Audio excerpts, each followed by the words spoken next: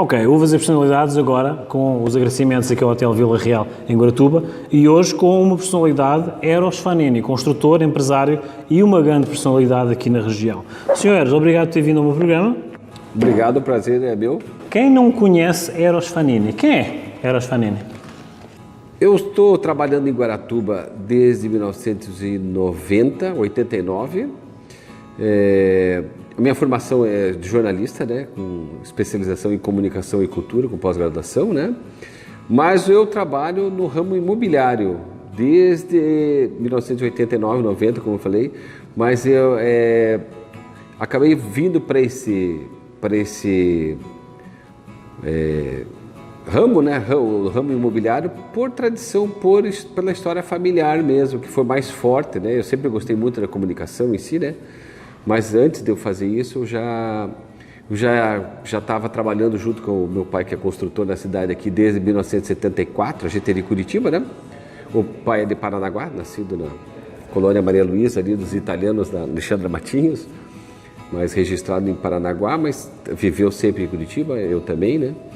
Mas desde 74 ele constrói aqui, então eu tenho minha infância subindo o prédio com ele, a gente ia, né, estamos aqui em Guaratuba desde 76, 77, 80, depois da década de 90, e depois de 90 eu já morei alguns anos aqui, e agora voltei a morar aqui de novo, fazem 14 anos em Guaratuba, né?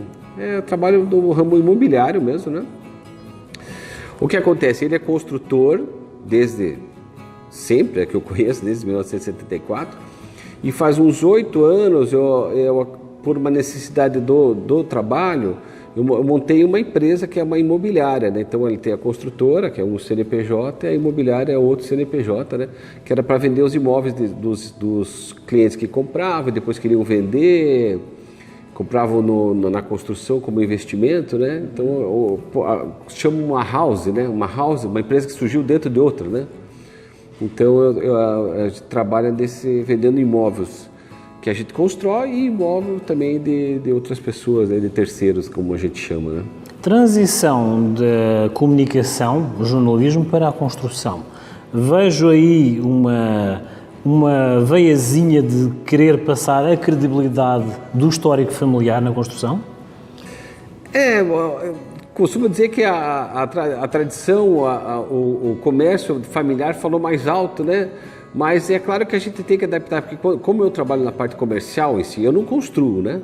Quem constrói é meu irmão, meu pai, a financeira é a esposa do meu pai.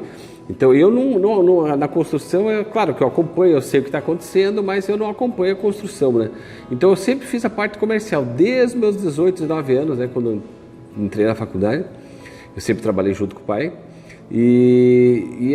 na verdade a venda é sempre uma comunicação, né? Você tem que saber se comunicar bem para você poder ser um bom vendedor, um bom comunicador. Isso, você tem que dominar a comunicação, né? Claro que depois a gente trouxe isso para a comunicação empresarial, para tentar fazer como aquela revista que a gente falou que hoje em dia a gente edita. Então, algumas coisas a gente acaba usando, né? E virou um hobby, né? Eu publiquei um livro anos atrás, fiz programa de rádio, né? Uma coisa que eu gosto muito, né? Com a comunicação, principalmente na área da cultural e artística, né? Guaratuba, eu notei, assim, a última vez vim a Guaratuba foi há uns pouco tempo, mas visitava Guaratuba somente nos finais de semana.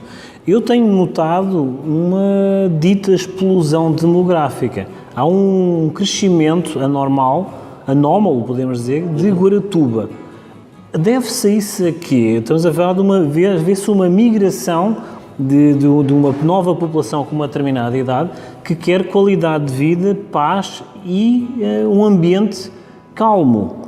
Como é que a parte da construção sente esse reflexo? Olha, você falou exatamente o que a gente sente aqui no mercado, né? Vamos dizer assim, já existiu um movimento de 8, 9 anos atrás, já 10 anos atrás, de pessoas que estavam vindo aquele sonho de morar na praia, porque Curitiba é muito próximo, então é 120 quilômetros, né? Então isso já estava acontecendo, gente que a gente estava começando a vender imóvel para gente, não, eu quero já ir me aposentando, eu fico 3 dias em Curitiba, 4 em Guaratuba, eu desço na quinta, subo na terça, e esse movimento já estava acontecendo, só que com a pandemia ele acelerou muito. Então o que a gente vê é desembargador, promotor público, gente que pode trabalhar online, então cada vez mais essa busca por essa qualidade de vida está fazendo essa mudança na população da cidade. Gente que veio para aproveitar a cidade, não como era até antigamente, que veio para buscar um trabalho na praia, às vezes via gente do interior para buscar um trabalho, não. O que está vindo agora é gente que já está estabilizado, e simplesmente quer buscar. Se você caminhar na praia, que é uma coisa que eu faço geralmente de manhã bem cedo, 7, 8 horas estou caminhando na praia aqui, quando dá, né, quando a gente pode, a quantidade de gente que a gente vê, gente que é cliente nosso, ou gente que está aumentando consideravelmente, sabe? Então a gente é um público que é uma transição que está acontecendo na cidade, né? Então a gente tem que estar atento a isso. A cidade está mudando, ela está mudando mesmo, para busca de qualidade de vida. Vamos falar a verdade também, a dificuldade de acesso. Eu fui de uma geração, para Santa Catarina, fui de uma geração, nos colégios que estavam em Curitiba, não, eu era o patinho feio que vinha para Guaratuba, e todos iam para Santa Catarina, e hoje em dia todos eles não conseguem passar por Itajaí, então é 6 horas, 8 horas, 10 horas para sair de Curitiba para chegar em Balneário Camboriú, Florianópolis. Então essas pessoas que estavam indo para lá, elas notaram que ficou muito difícil isso, né? Então estão vindo para Guaratuba, porque aqui é uma cidade, ela não é um balneário, ela tem banco, ela tem comércio, ela tem supermercado, cada vez mais estrutura para acolher essas pessoas, né? Que querem simplesmente ter uma vida melhor, né? A qualidade de vida em Guaratuba é excelente, né? Uma das coisas que contei é que há um esforço por parte dos empresários em querer manter esse serviço, mas a velocidade a que está a crescer será a mesma a que os serviços vão expandir? Como é que você sente esse ritmo? Olha, assim, até uma coisa que a gente estava conversando assim, antes as pessoas estão notando que está crescendo, e isso não tem a dúvida, né? Com a possibilidade dessa ponte que depois de tão sonhada está com todo o jeito que realmente vai sair, isso vai dar uma acelerada no crescimento da cidade, eu não tenho a dúvida, né? Agora, o paranaense, o curitibano, o paranaense tem um perfil um pouco mais conservador, ele é um pouco mais, eu costumo dizer que a gente é um pouco tímido, seja para divulgar as belezas que tem aqui, seja para vocês exaltar as coisas próximas. A gente tem um pouco lá longe deve ser melhor, ou coisa parecida, então a gente tem esse costume, né? Então falta um pouco de uma autoestima mesmo, né?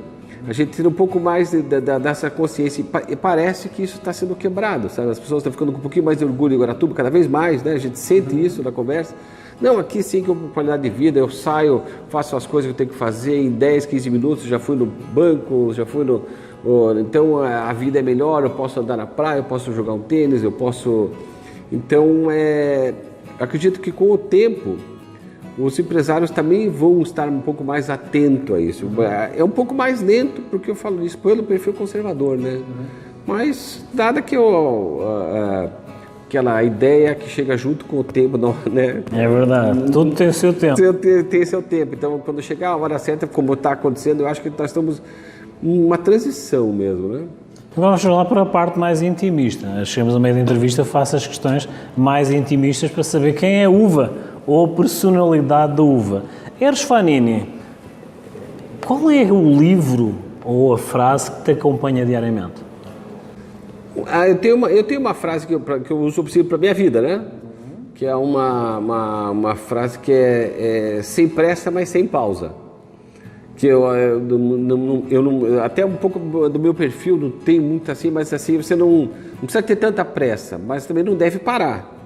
Então você vá fazendo e os resultados vão aparecendo. Vá fazendo sem pressa, mas sem pausa, e as coisas acontecem nesse ritmo, né? Então eu tento tomar isso para a minha vida, né? Para um residente de Guaratuba, para os jovens da nossa idade, O que é que recomendas em Guaratuba? Olha, o que eu recomendo em Guaratuba? Eu recomendo que caminhem na beira-mar. Sintam, esse aqui vale ouro, né? Esse aqui é para a qualidade de vida. Eu costumo dizer que eu gosto de andar, principalmente na areia, né? Que você fica só ouvindo aquele barulho e você não pensa em nada. É uma espécie de meditação que você faz. Você dá uma desacelerada nos teus... Que a gente é muito acelerado hoje em dia, né? Então, com a internet, com tudo isso, parece meio chavão falar isso, mas é mesmo. A gente está sempre com pressa, não sabe nem mais para que essa pressa. Então, essa caminhada, eu digo que isso já desacelera. Veja o final da tarde na Bahia. Eu acho que a Praça dos Namorados está sendo revitalizada lá. Agora é um espaço sensacional, né? Frutos do mar fresco. Aqui na própria Avenida Atlântica, aqui lá no final, tem a barraca ali, se você chegar às 11 horas ali, está chegando linguado, está chegando camarão, está chegando robalo. Hoje mesmo fui lá comprar linguado, comprar camarão, tem robalo, quer dizer, frutos do mar da melhor qualidade. Então, aqui a gente tem uma qualidade de vida, a gente tem tempo, a gente tem, inclusive para as pessoas que vêm de uma cidade maior, que vêm morar para cá, eu costumo dizer assim, ocupe o tempo, senão você vai ficar entediado. Vá ler mais, vá assistir mais um filme, vá fazer... porque o teu tempo vai sobrar. Eu lembro que quando eu voltei a morar aqui, eu tinha que ir no Detran, eu tinha que ir no cartório e tinha que ir no registro de imóveis. Eu falei, eu vou, acho que uns 2 de manhã e o terceiro eu vou de tarde. Eu saí 9 horas para fazer tudo isso, 9h30 eu já estava no escritório, tinha ido nos 3 lugares. Então sobra muito tempo. Se você deixar esse tempo de não fazer nada, daí você não vai achar um tédio mesmo. Então você vai ter que colocar algumas coisas na tua vida. Vai fazer mais exercício, vai estudar um instrumento musical, vai fazer alguma coisa. Eu acho que é esse que é para você ter uma boa vida aqui, né, em Guaratuba. Né? Vou puxar a deixa do instrumento musical. É um dos fundadores da ideia do Oyster Jazz. Guaratuba. Da Guaratuba. Fala-me um pouco então, muito resumidamente, como é que se chegaste à ideia de puxar essa luz de jazz e ostras em Guaratuba? Então, Guaratuba é o segundo maior produtor de ostra de cultivo do Brasil, né? Primeiro é Florianópolis, segundo é aqui. E eu sempre ficava incomodado com isso, porque a ostra aqui é sensacional do Cabaraquara. Parece que ninguém muito sabia disso, ou não era muito divulgado. E eu, uma viagem, eu gosto muito de viajar, numa viagem que eu estava, ia ter o Oyster Jazz. Isso né? E eu achei aquilo sensacional. Lembro que eu voltei de viagem, abri um arquivo no Word, no computador, assim, um dia, e o ano chegou, que foi 2016. Fala sem pausa, né? Aquilo que a gente conversou. Sem pausa. Você vai a hora certa, você sente que é a hora certa. Daí eu fiz o primeiro Ostra Jazz em 3 lugares. Os 3 lugares lotaram, né? Então foi sensacional. Em 17 eu fiz mais um. E em 18 eu fiz a terceira edição, né? A gente fez aqui na Praia Central. Então nós estamos preparando para novembro desse ano fazer o 4º Ostra Jazz, daí na praia e na Praça dos Namorados. Oyster Jazz Guaratuba. Guaratuba vai entrar no mapa do jazz. Do Ostra Jazz. Pegando carona aí. Curitiba, o jazz é uma paixão pessoal minha, né? Curitiba ou Paraná, mas principalmente Curitiba, ela é um celeiro de instrumentistas, muitos baixistas, saxofonistas, tecladistas, bateristas. Então, Rodrigo Bétega, Glauco Souter, Jeff Sabag, dono do Dizzy Café Concerto, Mário Conde, Elinho Brandão. Aí você vai numerar, eu pelo menos conheço uns 30 que eu assistia. Então a gente vai trazendo eles. Então eles também já conhecem Guaratuba e ao mesmo tempo quem cultua que tem um público, né? Não é muito grande. Vamos falar a verdade, a gente sabe que não é um público muito grande, mas é um público fiel. Ele vai, atravessa, e eu sei por mim, vai para onde que está rolando o jazz, onde que tem uma gig, que a gente fala, onde que tem uma jam session, lá você vai. Então esse pessoal todo veio para cá, então conhece Guaratuba, por isso que eu quero fazer agora lá na Bahia, mostrar para eles a Bahia no final da tarde, principalmente fazer lá no final da tarde, né? Porque é sensacional. Então essa união da música com a gastronomia nossa local, e deve se apresenta a cidade, né? de pano de fundo, né? É um estrago, como eu costumo dizer. E agora, para finalizar, uma pergunta mais intimista. Eros Fanini, pai, empresário, visionário, construtor e adulto. Um comum mortal, quando conhece Eros Fanini, o que é que ele lê nos teus olhos?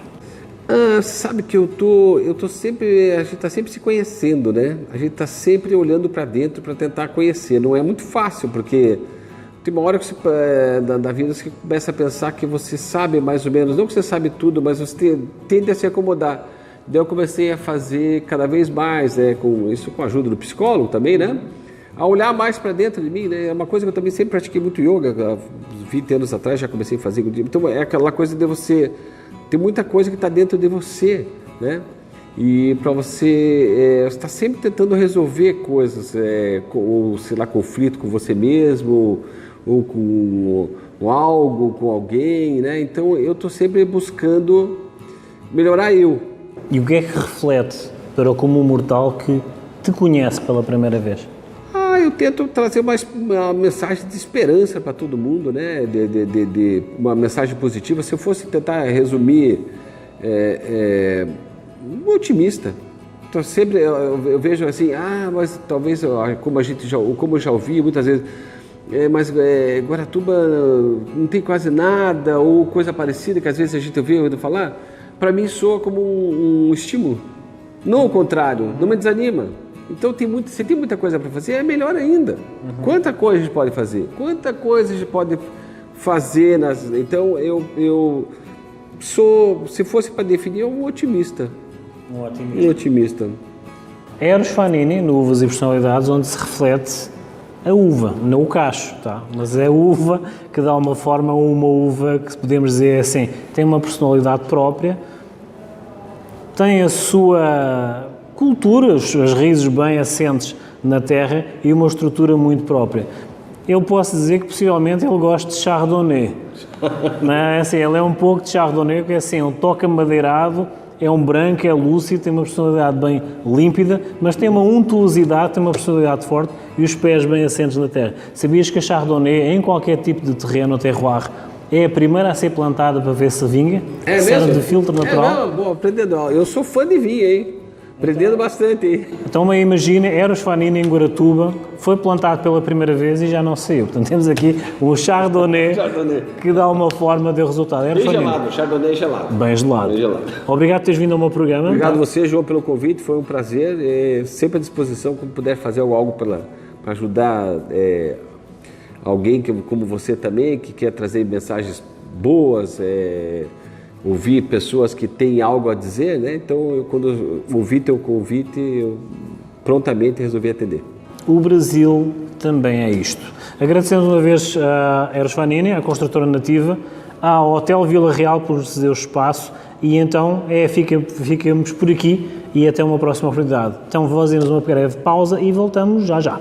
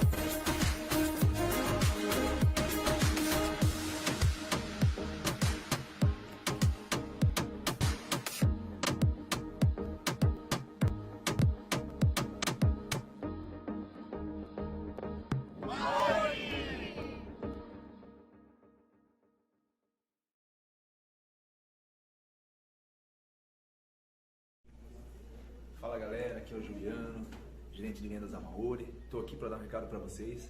Estaremos aí junto com o João Farrapa no Uvas e Personalidades. Acompanhe o programa dele e venha nos conhecer.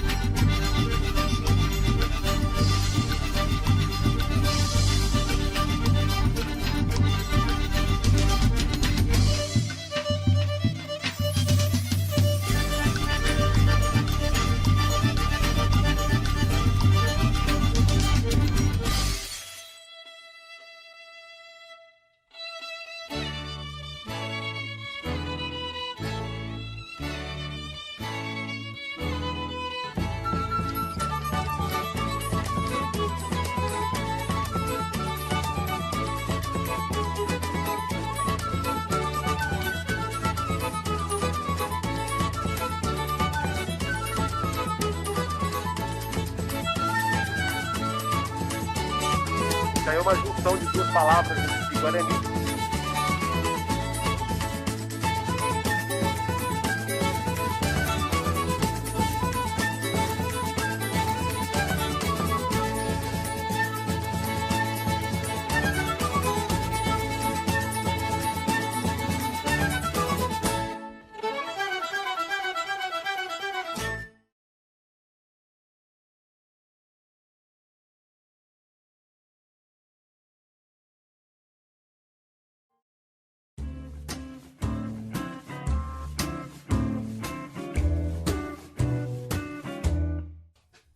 Tenho uma situação de uma vinícola, tá? Que é a Vinícola Bettiato, tá?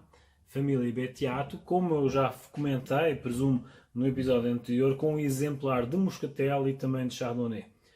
Retornando então ao assunto, muito resumidamente, vamos falar do Sr. Catarino Bettiato, que em 1890 veio para aqui para Francisco Beltrão e trouxe castas de uvas aqui para a região sul-sudeste do Brasil e plantar essas castas, essas vinhas. Mas tudo com aquele know-how dele e com aquele espírito de empreendedor que ele tinha já em 1890 para trazer esse conhecimento para estas regiões, estes terroir. Terroir, o que é um terroir? O terroir é uma área geográfica que tem um conjunto de condições propícias para a plantação de vinhas. O que acontece? Posteriormente, em 1960, houve a junção de duas famílias, Bettiato e Belcardo. Ou seja, estamos a ver dois potenciais conhecedores, famílias já com origens italianas, já com todo aquele know-how que é propenso a desenvolver com o objetivo comum de evolução dos vinhos, de marcas e das uvas, passando o seu conhecimento para as gerações futuras, que no caso a produtora Cátia Bettiato está a encabeçar, digamos assim, toda a grelha, a rede e a linha de produtos que a Bettiato Brocardo está a fazer. Hoje temos uma Niagara. Niagara, toda a gente conhece a uva Niagara, mas é assim, tem uma história, como eu costumo dizer. A Niagara está plantada amplamente aqui no Brasil, tá? Tem uma estrutura de sabor muito particular, tá? Estamos a falar de uma acidez mediana, mas frutada em simultâneo. Temos uma Niagara 100%. Mas tem uma história. Então é assim, estamos a falar de uma caixa que em 1868, tá? No norte dos Estados Unidos, convenhamos, norte dos Estados Unidos, se desenvolveu a partir da junção de duas caixas, a Concord e a Cassidy. Então estamos a falar de uma clone, digamos assim, que foi feita uma junção dessas duas caixas e surgiu a Niagara. Niagara, lá está, já é e ainda o é amplamente cultivado também na região norte dos Estados Unidos e, como vêem, estamos a falar da viagem que se fez das uvas, desta uva particularmente, em toda a região da América Norte e América do Sul. Voltando então a quebrar esse tabu. Então é assim, estamos a falar de 11 graus de álcool, uma uva que tem as suas origens em 1868 na América do Norte, tá? Com o espírito empreendedor do Sr. Catarino Bettiato, que veio em 1890 aqui para o Rio Grande, para Francisco Beltrão, perdão, e desenvolveu e tem desenvolvido ainda com esta geração, com a Cátia Bettiato, estes produtos que são de linha tradicional de vinhos de mesa.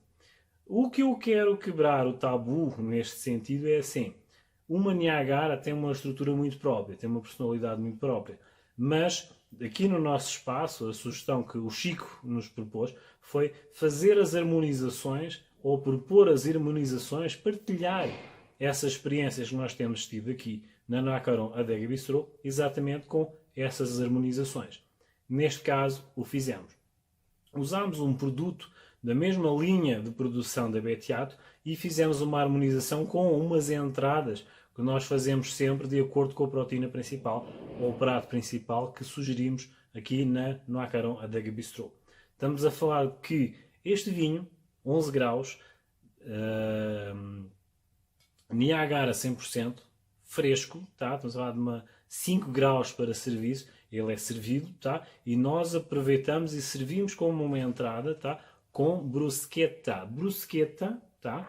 Ou servimos a bruschetta exatamente com mais um produto da vinícola. Estamos a falar de um doce de uva, no caso que é com uma Bordeaux. Porquê isso? Simples, é assim, estamos a falar que muitas vezes há aquele tabu da acidez de um vinho dito colonial. Correto, dito colonial, caso das origens, etc. Tudo bem.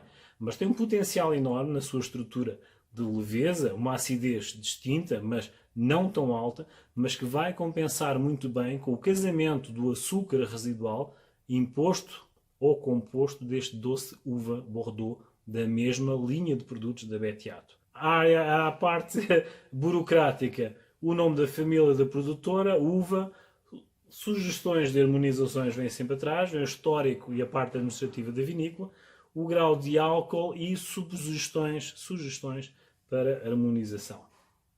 Como veem, é isso que se quer, descomplicar, e espero que tenham gostado esta sugestão. Espero que gostem, espero que tenham gostado, acompanhem-nos nos nossos próximos episódios e agradeço a todos aqueles que já nos seguem, dão sugestões, os nossos agradecimentos e confiança.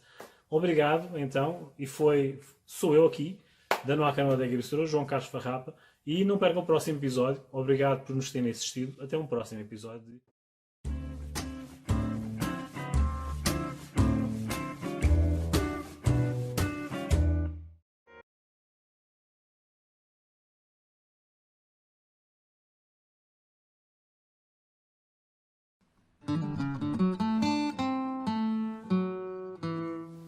Ok, agora mais uma história. Estamos a falar do Japão. O Japão e a região de Yamanashi. O que é que o Japão tem a ver com o vinho? A região Yamanashi, ao sopé ou aos pés do famoso Monte Fuji, tem a propensão de realmente cultivar uma cepa local, a Koshu. O Japão tem a dificuldade em arranjar terrenos propícios para a agricultura e plantação de cepas, mas dos vinhos, ou das uvas ou castas que mais têm sido favorecidas na sua produção, mesmo com terrenos limitados, tem sido a Cabernet Sauvignon e a Merlot. Mas mesmo assim é uma cepa nativa que realmente tem-se evidenciado. Como eu já disse, a Koshu. Koshu, uma uva de casca rosada, dá vinhos brancos secos e frutados. Para além de o facto dos especialistas tentarem identificar a sua origem, já há milénios que se encontra na região, mas não conseguem identificar realmente a data da sua origem na região. Koshu, lá está, uma uva cepa local na região de Yamanashi, ao sopé do Monte Fuji. Estas e outras histórias no meu YouTube, João Carlos Farrapa, de Uvas a Personalidades. Acompanhem-me e vejam estas e outras histórias também que, de alguma forma, no Oriente Médio surjam estas novidades e são sempre atuais. Ainda existe a uva. Procurem e vão ver que não vão ter uma surpresa. Até um próximo episódio.